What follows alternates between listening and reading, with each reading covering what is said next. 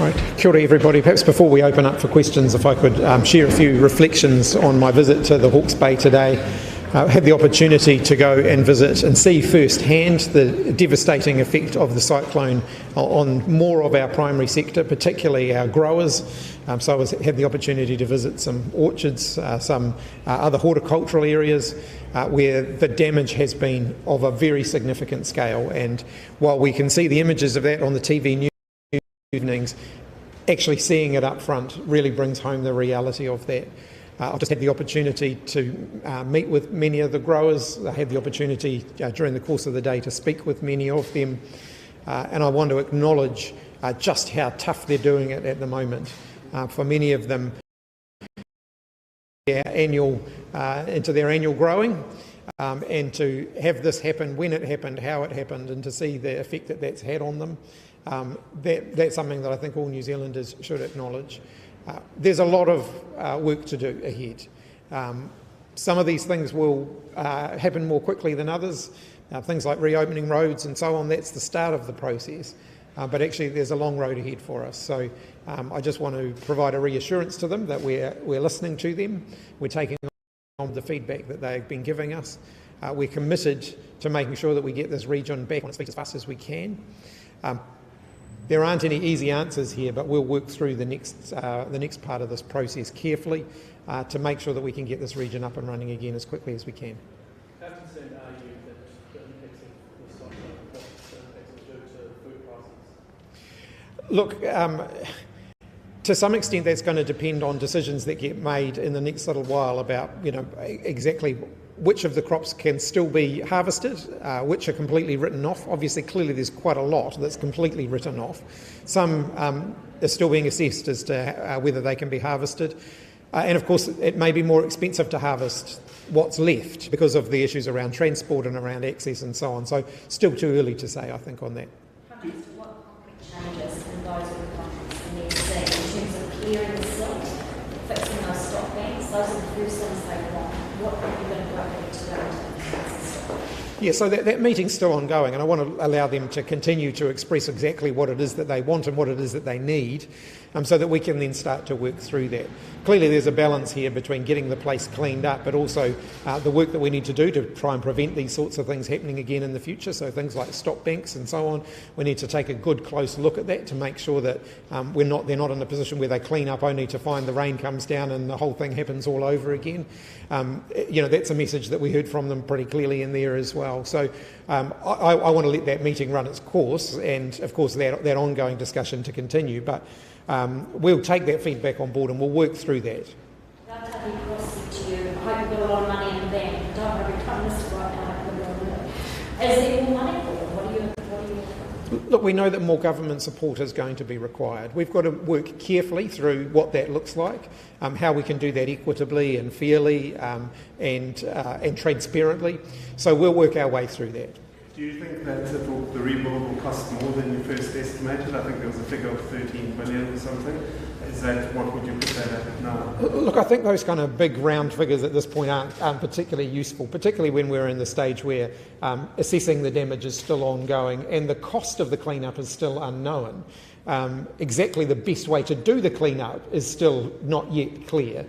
So I think we just need to work through that process. It'll cost as much as it costs, but at this point I think just throwing big numbers around isn't really going to mean a lot to most people. They want to know maybe what it's going to cost for them, and they'll have a bit more of an indication of that. There was a meeting last night of the East Valley community. I think Stuart Nash was there, and there was quite a bit of concern that came out, and people, feeling they were neglected and having to take things into their own hands. And we're hearing that from other communities as well. I know you've been asked this 100 times, but what do you think the solution is to get that message across to them that they are supported? Look, we are taking their feedback on board and we are listening to what it is that they are saying. My message to them is, when it comes to issues around safety, for example, we have got the Commissioner of Police putting extra resource into the region. I've had regular ongoing conversations with him. I had another conversation just this morning, again following up on some of the conversations that have happened in the last 24 hours. We hear the message, we hear the concern, but we also just hear the heightened level of anxiety at the moment because it's a really tough situation. And, I think people who find themselves in this position have a right to feel nervous, they have a right to feel anxious, they have a right to feel angry because this is an unjust situation. And so I fully understand the level of emotion that's out there at the moment. I totally get that. It's justified, it's fair. And we will take that on board, and we'll certainly we're listening to what people are saying. What's your immediate response to that, though? I mean, they're wanting the defence force there, and they're wanting more boots on the ground as soon as possible. What's going to happen right now for them? Yeah, so we have got 145 extra police on the ground now. Stuart Nash, local MP, Minister of Police, will be meeting again with the police today, locally, just to make sure that they're getting all of the support that they need. On Commissioner Costa, a bit was made about some communication breakdowns this week around guns being held to road workers. We've had that meeting as we've talked about, and obviously the community are concerned about safety. Are you losing any confidence in your police commissioner? Look, I've had a conversation with him this morning. He's expressed, disappointment that the police gave me the wrong information. And of course I was disappointed that they gave me the wrong information as well, although as I always do, I'll accept responsibility for my own comments, and I've made it clear that I regret passing on that information. It was incorrect. And I think the key point now is that we are taking on board the feedback that we've received from those communities. So just not to hammer on about this, but Commissioner Costa, you happy with work he's doing? Yes, but clearly the situation was far from ideal. It was. The police commander says she passed the information on about what was happening. Yeah, so the Commissioner is looking at that. I haven't got a clear explanation at this point as to exactly where internally the police communications broke down, but it was clearly internally within the police. Rob Campbell is still the chair of EPA. Do you have confidence in his role? I understand he's having conversations with the Minister for the Environment today, as he had conversations with the Minister of Health yesterday. Clearly there are processes that need to be followed in these sorts of circumstances, and as I said yesterday around the health situation, I need to allow the Minister to run through the appropriate process. So does the government have double standards here? Rob Campbell's not good enough for Te Whatu Ora, but he's good enough for the EPA. As I said, there's a process in train here, and until that process is complete, I don't think it would be appropriate or fair for me to make a comment on that. There are processes of natural justice that come into play here, and we just need to continue to work through that process. Rob Campbell says he was removed in part because the government wants to play down co-governance. Is that the case? Let me be absolutely clear here. This is nothing to do with co-governance or the policy direction of health reform. This is to do with preserving and protecting something that I think that we should regard as very important, which is the political neutrality of our government institutions. Prime Minister, finally you're quite adamant you don't need the defence force on the ground here anymore than they are in a policing role. Is that what you're telling the community here? The police still have the ability to bring in more police from around the rest of the country if they feel that is needed. The growers, as you've heard today, one of the concerns was they're in a sort of different situation to a lot of industries in that a lot of their crops are uninsured because the insurance companies won't insure them for this kind of disaster. Did that surprise you? Look, it's not a sector that I've spent a huge amount of time working in. It's not something I've had ministerial responsibilities for. So that was one of the things that has been useful for me about the last couple of weeks, actually. I think getting on the ground, it's not just about, photographs for the TV news at night. It's actually also about hearing from people who have been affected by these events so that we can make sure that a government response is actually taking on board the real and lived experience of those on the ground. You've touched on it already, but I think there's 25 million for the growers. You think it'll be going up in the next year? As I've indicated, look, we know that more support is going to be required. We've made a start. The start was really just about let's get boots on the ground as fast as we can and get some things happening within days. Half of that money is already, or nearly half of that money is already in bank accounts of the growers, so that and the primary sector, so that they can actually start that work. And there are more applications being processed by the hour, every hour. We're working as fast as we can to get that money into their hands, so that they can actually do something with it. But we know that that's, we said at the time, this is a starting point, and we know that there's going to be more support needed. Prime Minister, was there anything today that you saw that would stay with you? Any particular sign or comment? Look, I think all of it will stay with me. I think, when you're driving past orchards and you see caravans and cars in the trees, you just realise the strength of the natural disaster that unfolded. That's pretty confronting. And the depth of the silt in areas, seeing people, clearing out their household contents at the side of the road because that's the only place that they can put it, it's pretty tough. Yeah, look, second go visiting Wairoa today, and unfortunately still hasn't happened, but I have promised them I'm going to get there.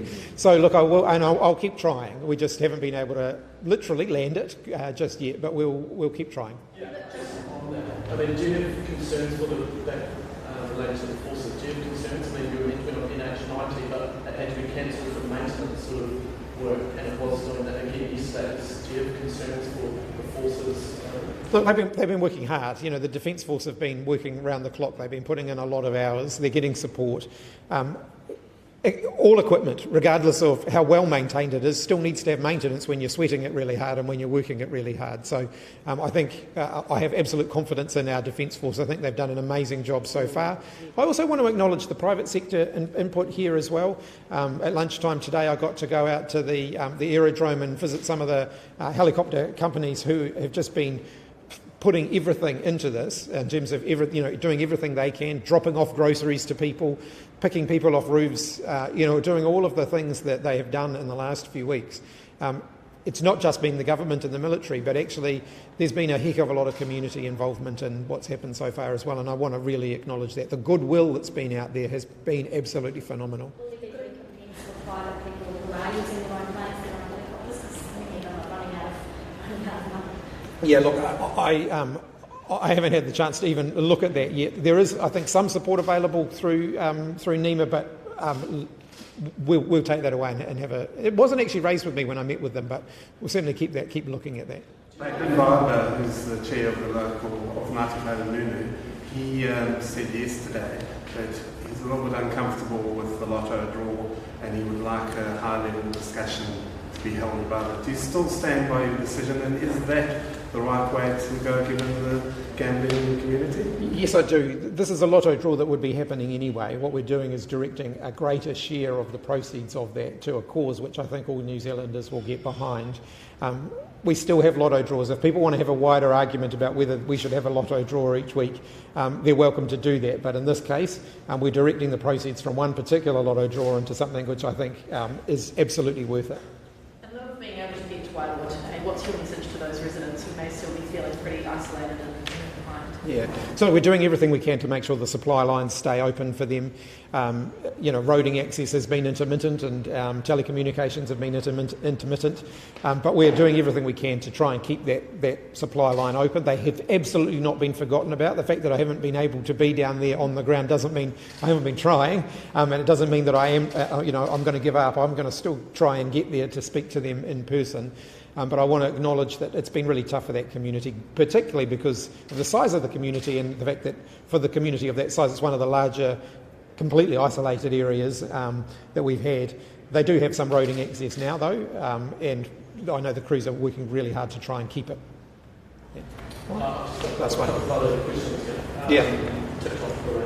Some Five Eyes partner countries are banning government staff and having TikTok on state-issued phones.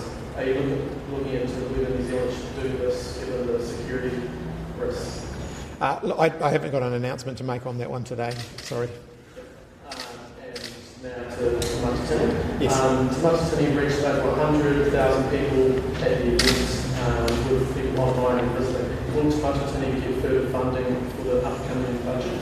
I attended Te Matatini in the weekend. It was an amazing event, one I think all New Zealanders should be really, really proud of.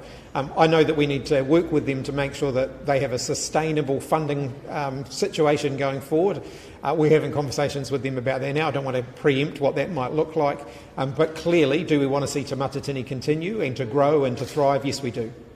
Prime Minister, assessing your own performance, this. Is there anything you look back and think you could have done differently or better? You mentioned apologising for some of the police statements. Is there anything else you wish you could have done better? Look, undoubtedly when you're confronted with an emergency situation, not everything's going to be 100% right all of the time. And that goes for everybody involved in the response. You know, people will be working with imperfect information. Let's recognise that the teams on the ground here had pretty patchy communications often in that first period of time, and so just relaying information was challenging at the beginning. And so I think we need to give people a little bit of, we need to give them a little bit of leeway for that. If I look back on my own input over the last couple of weeks, look, I'm satisfied that I've given it my best go. That doesn't mean I will have been perfect though. Yeah. Okay, thanks everybody.